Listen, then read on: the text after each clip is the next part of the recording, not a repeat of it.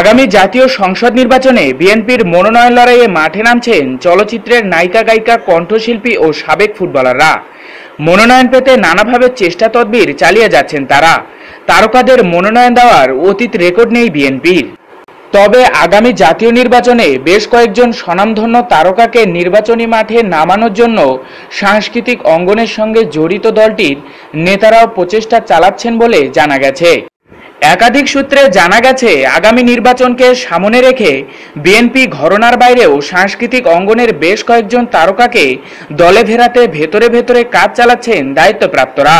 তবে এদের মধ্যে রয়েছেন জনপ্রিয় চিত্রনায়িকা ফরিদা আক্তার ববিতা, প্রখ্যাত কণ্ঠশিল্পী এন্ডু কিশোর, জনপ্রিয় ব্যান্ড শিল্পী জেমস। ববিতাকে ঢাকার আশেপাশের যে কোনো একটি আসন থেকে মনোনয়নের প্রস্তাব দেওয়া হয়েছে। বিএনপি চেয়ারপারসনের এক উপদেষ্টা এ নিয়ে জোর চেষ্টা চালাচ্ছেন। কণ্ঠশিল্পী এন্ডু কিশোরকে রাজশাহীর বাঘাচারঘাট আসন থেকে মনোনয়ন দেওয়া হতে পারে বলে গুঞ্জন শোনা যাচ্ছে। জেমসকে নওগাঁ সদর আসনে মনোনয়ন দেওয়ার ব্যাপারে গুঞ্জন রয়েছে।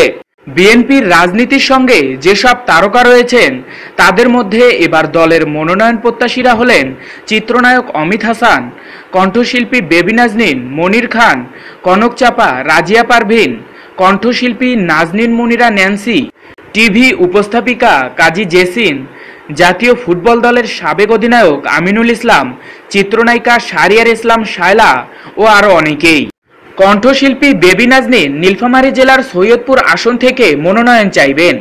এই শিল্পী বিএনপির সহ আন্তর্জাতিক বিষয়ক সম্পাদক পদে রয়েছেন।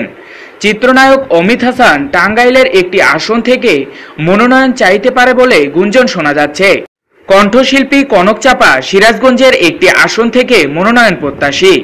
কণ্ঠশিল্পী ন্যান্সি ও টিভি উপস্থাপিকা কাজী জেসিন নেত্রকোনার নিজ নিজ এলাকার আসন থেকে মনোনয়ন প্রত্যাশী।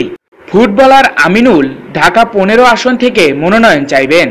এই ফুটবলার বিএনপির কেন্দ্রীয় নির্বাহী কমিটির ক্রীড়া বিশেষজ্ঞ সম্পাদক।